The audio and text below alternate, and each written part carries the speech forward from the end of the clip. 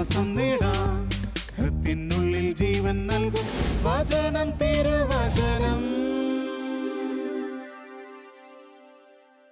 ദൈവപിതാവിൻ്റെ സ്നേഹവാത്സല്യവും ക്രിസ്തുവിൻ്റെ കൃപാകടാക്ഷവും പരിശുദ്ധാത്മാവിൻ്റെ നിറവും നിങ്ങൾക്കുണ്ടാകട്ടെ.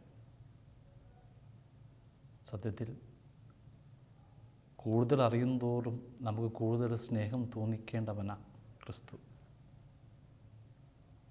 എന്ത് പ്രത്യേകതയാണ് അവനുള്ളത്? കാലിത്തൊഴുത്തിൽ പിറന്നു, 30 വർഷം അജ്ഞാതമായി ജീവിച്ചു, തച്ചനായി.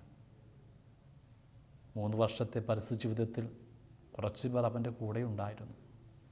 ഏറെ പേരും അവനെ തെറ്റിദ്ധരിച്ചു.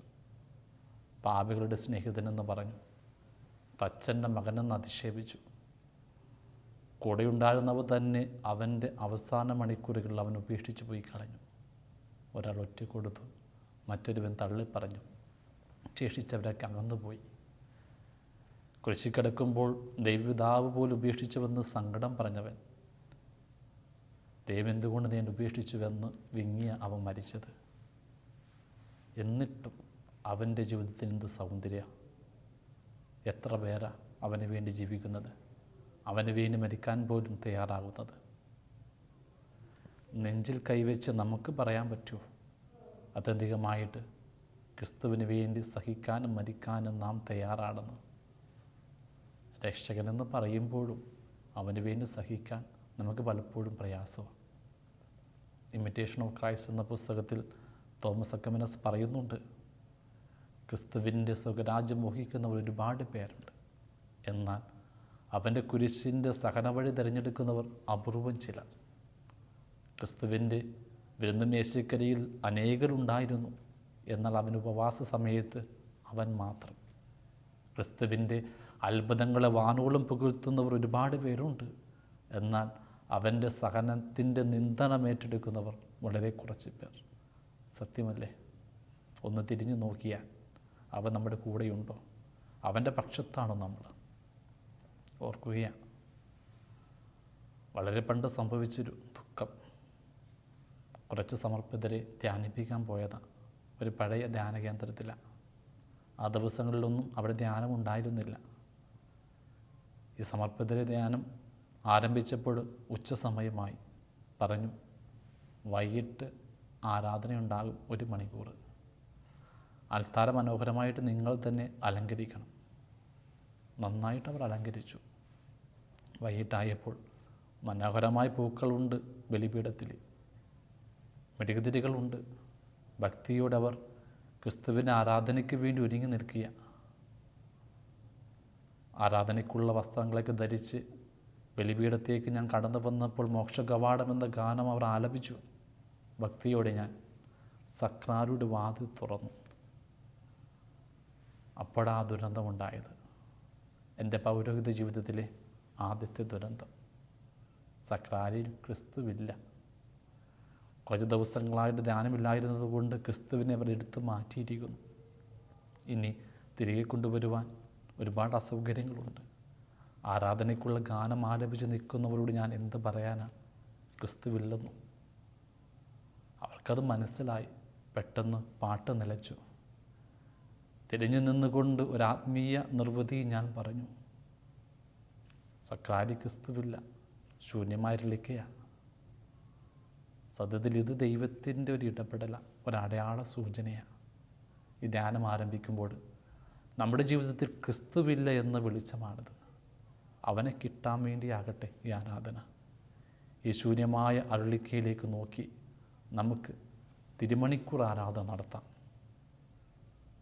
സത്യം പറയട്ടെ, ക്രിസ്തു ഉണ്ടായിരുന്നതിനേക്കാൾ തീവ്രമായി അവനില്ലാത്തതിൻ്റെ സങ്കടത്തിൽ ഞങ്ങൾ ആരാധന നടത്തി. സമർപ്പണ ജീവിതം മാത്രമല്ല, ഏതൊരു ക്രൈസ്തവ ജീവിതത്തിലേക്കും തിരിച്ചു നോക്കിയാൽ ഉള്ളിൽ ക്രിസ്തു ഉണ്ടോ? അവനെ നമുക്ക് നഷ്ടപ്പെട്ടുകൊണ്ടിരിക്കണമല്ലേ? കുടുംബത്തിലേക്കൊന്ന് നോക്കുക, പ്രാർത്ഥന നിലച്ചു പോയിക്കൊണ്ടിരിക്കുന്നു. മക്കൾ പാപവഴി ഇടറിപ്പോയിക്കൊണ്ടിരിക്കുന്നു. മാതാപിതാക്കൾ വൃദ്ധരായവരൊക്കെ ഏകാന്ത വേദനയില്ല. വിവാഹ ജീവിതത്തിൽ തന്നെ അവിശ്വസത പെരുകുന്നു. ഉള്ളിലുണ്ടാകേണ്ട ക്രിസ്തു വീടിന് പുറത്താണ്.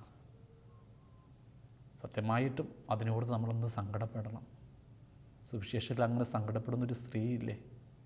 യേശു മരിച്ച് 3-ാം ദിവസം അവൻ്റെ കുഴിമാടത്തിലേക്ക് കടന്നു വന്ന മഗ്ദലനാമേരി, ആ കുഴിമാടത്തിൽ ക്രിസ്തുവില്ലെന്ന് കണ്ട് സങ്കടപ്പെട്ടവൾ പറഞ്ഞില്ലേ, എൻ്റെ കർത്താവിനെ ആരും എടുത്തു കൊണ്ടുപോയി, അവൻ എവിടെയാണ് വെച്ചിരിക്കുന്നത് എനിക്കറിഞ്ഞുകൂടാ. സത്യത്തിൽ നമ്മുടെ സങ്കടമായിട്ടത് മാറേണ്ടേ? നമുക്കവനെ നഷ്ടപ്പെട്ടുകൊണ്ടിരിക്കുക. അവനെ കൈവിടാതെ കണ്ണുനീരോട് പ്രാർത്ഥിച്ച് തിരികെ കൊണ്ടുവരണം. മഗ്ദലനാമേരി മാത്രമല്ല, 20 വർഷങ്ങൾക്ക് മുമ്പ് യേശുവിൻ്റെ അമ്മ മേരിയും ഇങ്ങനെ സങ്കടപ്പെടുന്നുണ്ട്. ജെറുസലേം ദേവാലയത്തിൽ തൻ്റെ മകനെ കൈവിട്ട് പോയപ്പോൾ 3-ാം ദിവസം അവൻ നഷ്ടപ്പെട്ടെന്ന് തിരിച്ചറിഞ്ഞപ്പോൾ തിരികെ വരുന്നുണ്ട് അന്വേഷിച്ച് സങ്കടത്തോടെ. അവനെ തിരികെ കിട്ടി. മഗ്ദലനാമേരിക്കും കിട്ടി, അമ്മ മേരിക്കും കിട്ടി.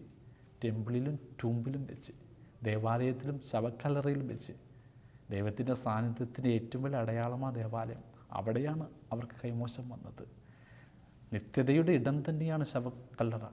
അതിനപ്പുറം നിത്യതയുടെ വാതിലാണ്. ദൈവത്തിൻ്റെ സാന്നിധ്യത്തിന് ഇടം തന്നെയാണത്. അവിടെയുമാണ് ക്രിസ്തുവിനെ നഷ്ടപ്പെട്ടത്. ഈ നഷ്ടപ്പെട്ട ക്രിസ്തുവിനെ തിരികെ കിടാൻ അവർ പരിശ്രമിച്ചു, പ്രാർത്ഥിച്ചു, കരഞ്ഞു. അവർക്ക് തിരികെ കിട്ടി. നമുക്കും കിട്ടണം. നമ്മുടെ ജീവിതത്തെ കുറേ കൂടി മനസ്തപിച്ച് അവൻ്റെ സന്നിധിയിലേക്ക് തിരികെ കൊണ്ടുവരാനാകണം. സത്യം പറയട്ടെ, ഒരു ക്രിസ്ത്യാനി എന്ന നിലയിൽ എപ്പോഴും നമ്മുടെ മുമ്പിൽ ഒരു ചോദ്യചിഹ്നമുണ്ട്. ഈ ക്രിസ്തുവിനെ വേണമോ, ഈ ലോകത്തെ വേണമോ? ലോകം മുഴുവനും ലോകത്തിൻ്റെ പിന്നാലെ പോവുകയാണ്. ക്രിസ്തുവിൻ്റെ പക്ഷത്ത് നിൽക്കുന്നവർക്ക് അവനെ സ്വന്തമാക്കാനാകുക. Each one of us in the course of our lifetime have to choose between Christ and everything in order to remain a real Christian. അതെ, ഒരു നല്ലൊരു ക്രിസ്ത്യാനായിട്ട് ജീവിക്കണമെങ്കിൽ ഒരു ചോദ്യം വന്ന് നിൽക്കുകയാണ്. ക്രിസ്തുവിനെ വേണമോ, ഈ ലോകത്തെ വേണം? തിരഞ്ഞെടുപ്പ് നമ്മുടെ സ്വാതന്ത്ര്യമാണ്. നിങ്ങളൊരു ഭാര്യയാണെങ്കിൽ, നിങ്ങളുടെ ഉദരത്തിൽ കുഞ്ഞിനെ നശിപ്പിക്കുവാൻ നിങ്ങളുടെ ഭർത്താവ് പറയുകയാണെങ്കിൽ ഈ ചോദ്യം വന്ന് നിൽക്കും. നിങ്ങൾക്ക് ഈ കർത്താവിനെ വേണമോ, ഈ ഭർത്താവിനെ വേണമോ? പലരും ഭർത്താവിൻ്റെ പിന്നാലെ പോവുകയാണ്, കുഞ്ഞിനെ നശിപ്പിച്ചു കൊണ്ടിരിക്കുകയാണ്. നിങ്ങളൊരു വീടിന് വേണ്ടി ഒരുപാട് ആഗ്രഹിക്കുന്നു, യാതൊരുവിധ സാഹചര്യങ്ങളുമില്ല. ഒരാൾ പറയുക, വീടിനുള്ള സാമ്പത്തിക സഹായം തരാം, വിശ്വാസം മറക്കാൻ തയ്യാറാണോ എന്ന്. ഒരു വീടിന് വേണ്ടി തിരുസഭയെ തന്നെ മറന്നു പോകുന്ന ഒരുപാട് പേരില്ലേ? നിങ്ങൾ നല്ലൊരു ജോലിക്ക് വേണ്ടി ആഗ്രഹിക്കുന്നുണ്ടാകാം, എല്ലാവിധ സർട്ടിഫിക്കറ്റും ഉണ്ടാകും. അപ്പോൾ പറയുക, തീർച്ചയായിട്ടും തരാം, പക്ഷേ കൈക്കൂലി തരാൻ തയ്യാറാണോ? കൈക്കൂലിക്ക് വേണ്ടി, ഒരു ജോലിക്ക് വേണ്ടി ദൈവത്തോടുള്ള സത്യത മറക്കുന്നവരുണ്ട്. പരീക്ഷയ്ക്ക് എഴുതുന്നവർ ഉത്തരം അറിഞ്ഞുകൂടാ, പെട്ടെന്ന് മറ്റൊരാൾ ഉത്തരം ചൂണ്ടിക്കാണിക്കുന്നു, അതെഴുതാൻ തയ്യാറാകുന്നു. അവരുടെ മുമ്പിലും അതേ ചോദ്യം നിൽക്കുകയാണ്. എനിക്ക് ദൈവത്തെ വേണമോ, ഉത്തരം വേണമോ? ഉത്തരത്തിന് വേണ്ടി ദൈവത്തെ മറക്കുന്നവരുണ്ട്. ലോകം മുഴുവനും ക്രിസ്തുവിൽ നിന്ന് അകന്നകന്ന് പോയിക്കൊണ്ടിരിക്കുകയാണ്. പലർക്കും ക്രിസ്തുവിന് കൈമോശം സംഭവിച്ചു കൊണ്ടിരിക്കുകയാണ്. സുവിശേഷത്തിലെ അവസാനത്തെ അധ്യായം ഒന്ന് ധ്യാനിക്കുക. അവിടെയുമുണ്ടൊരു തിരഞ്ഞെടുപ്പിൻ്റെ വേള. പീലാത്തോസും യേശുവും. പീലാത്തോസ് ഈ ലോകത്തിൻ്റെ അധിപനാണ്, ക്രിസ്തു നിത്യതയുടെ അതിനാഥനാണ്. പക്ഷെ അവൻ എങ്ങനെയാണ് ഇരിക്കുന്നത്? അവൻ്റെ ശിരസിൽ കനകകിരീടമൊന്നുമല്ല, മുൾക്കിരീടവും. അവനൊന്നുമില്ല. കടന്നു വന്നപ്പോൾ പോലും അവന് ഈ ഭൂമിയിൽ ഇടം കൊടുത്തില്ല മനുഷ്യർ. സത്യത്തിൽ പോലും രാജാക്കന്മാർ ഈ ഭൂമിയിലേക്ക് കടന്നു വരുമ്പോൾ, വിശാലമായ വഴികൾ ഒരുക്കപ്പെടുമ്പോൾ ഒരു കാലത്തൊഴുത്തിലാണ് ക്രിസ്തു പറന്ന് വീണത്. മരിച്ചപ്പോൾ പോലും മണ്ണിലൊരിടം കിട്ടിയില്ല. പക്ഷികൾക്ക് ആകാശമുണ്ട്, പാമ്പുകൾക്ക് മാളമുണ്ട്. ഈ മനുഷ്യപുത്രന് തലചായ്ക്കാൻ പോലും ഇടം കിട്ടിയില്ല.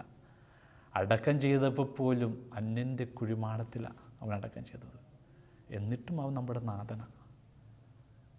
ഒന്ന് ഓർത്ത് നോക്കുക. പീലാത്തോസ് അവൻ യേശുവിനോട് പറയുന്നുണ്ട്, നിന്നെ മോചിപ്പിക്കാനും ശിക്ഷിക്കാനും അവകാശം എനിക്കുണ്ടെന്ന്. എന്നാൽ ക്രിസ്തു ആരാ? ഈ ലോകത്ത് മുഴുവൻ നിയന്ത്രിക്കാൻ കരുത്തുള്ളവനാണ്. നിന്നെ വധിക്കാൻ അവകാശമുണ്ടെന്ന് പീലാത്തോസ് പറഞ്ഞെങ്കിൽ നമുക്ക് നിത്യജീവൻ നൽകാൻ കരുത്തുള്ളവനാണ് യേശു. അവൻ പറഞ്ഞു, നീ കുറ്റക്കാരനാണെന്ന് പറഞ്ഞുകൊണ്ട് കുരിശുമരണം വിധിച്ചു കൊടുത്തു പീലാത്തോസ്. ക്രിസ്തുവാകട്ടെ ഈ ലോകത്ത് വീണ്ടെടുക്കാൻ സ്വയം മരണത്തിലൂടെ കടന്നുപോയി. സ്വന്തം അധികാരം രക്ഷിക്കാൻ വേണ്ടി പീലാത്തോസ് അങ്ങനെ ചെയ്തത്.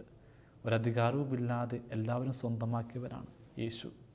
ഈ ലോകത്തിൻ്റെ അധികാരത്തിൻ്റെ പ്രതീകമാണ് പീലാത്തോസ്. അവന് ചുറ്റും ഒരുപാട് പേരുണ്ട് സംരക്ഷകരായിട്ട്, രക്തം ചിന്താനായിട്ട്. ക്രിസ്തുവിന് വേണ്ടി ആരുമില്ല. അവനാണ് സ്വയം രക്തം ചിന്തിയത്. നഷ്ടപ്പെട്ട ആടുകളെ വീണ്ടെടുക്കാൻ സ്വന്തം ജീവിതം ചിന്തിയ നല്ലിടയനാണ് ക്രിസ്തു. ഒടുവിൽ എന്ത് സംഭവിച്ചു? പിലാത്തോസിൻ്റെ അടുത്ത് വന്നിട്ട് യഹൂദ പ്രമാണികൾ പറഞ്ഞു, നീ അവനെ വിട്ടാൽ സീസറിൻ്റെ ശത്രുവാണെന്ന്. സ്വന്തം അധികാരം കാത്തു സൂക്ഷിക്കാൻ ഈ ലോകത്തിലെ ഏറ്റവും വലിയ നീതിമാനെ കുരിശുമരണത്തിന് വിട്ടു. എന്നിട്ട് ഇവൻ്റെ രക്തത്തിൽ എനിക്ക് പങ്കില്ലെന്ന് പറഞ്ഞ് കൈ കഴുകി. ഈ ലോകത്തിലെ എല്ലാ അധികാരികളുടെയും ആദ്യത്തെ പതിപ്പ പീലാത്തോസ്. സ്വന്തം അധികാരം നിലനിർത്താൻ അനുയായികളില്ലായ്മ ചെയ്യുന്ന ഏതൊരു അധികാരത്തിനും പ്രതീകമാണ് പീലാത്തോസ്. ഒടുവിൽ എന്ത് സംഭവിച്ചു? ചരിത്രം ഇങ്ങനെ പറയുന്നു. AD 35 സമരിയായൊരു വിപ്ലവം ഉണ്ടായി. നിഷ്കരണമായി പീലാത്തോസിനെ അതിനെ അതിക്രമിച്ചു അമർച്ച ചെയ്തു. അത് കണ്ട് തിബിരിയസ് ചക്രവർത്തി ഈ പീലാത്തോസിനെ റോമിലേക്ക് തിരികെ വിളിച്ചു. അവൻ്റെ അധികാരം നഷ്ടപ്പെട്ടു. ചരിത്രത്തിൽ പീലാത്തോസ് അപ്രത്യക്ഷനായി. എന്നാൽ അവൻ്റെ മുമ്പിൽ കുറ്റവാളിയായി നിന്ന ക്രിസ്തുവിന് എന്ത് സംഭവിച്ചു? എല്ലാവരോടും ക്ഷമിച്ച് പുറത്ത് കുരിശിൻ്റെ വിരുമാറിൽ സ്വന്തം ജീവിതം സമർപ്പിച്ച് ക്രിസ്തു കടന്നുപോയി. അതോടെ അവൻ ചരിത്രത്തെ രണ്ടായിട്ട് മുറിച്ചു, AD BCയുമായിട്ട്. നിന്നെ വിധിക്കാൻ എനിക്ക് അവകാശമുണ്ടെന്ന് പറഞ്ഞ് പീലാത്തോസ് ചരിത്രത്തിലില്ല. അവന് മുമ്പ് നിന്ന് കൊടുത്ത ക്രിസ്തു ഇന്നും ചരിത്രത്തിൻ്റെ കേന്ദ്രം. മരണം വിധിച്ചവൻ മരണത്തിലൂടെ കടന്നുപോയി. മരണം ഏറ്റെടുത്തവൻ നിത്യമായിട്ട് ഇപ്പോഴും നിലനിൽക്കുന്നു. ഇതുതന്നെയാണ് ലോകത്തിൻ്റെ തിരഞ്ഞെടുപ്പിൻ്റെ അവസാനവും സംഭവിക്കുക. ലോകത്തിൻ്റെ പിന്നാലെ പോകുന്നവർ, അതിൻ്റെ സൗഭാഗ്യത്തിൻ്റെ പിന്നാലെ പോകുന്നവർ ഭാവിയിലൊന്നും നേടുന്നില്ല.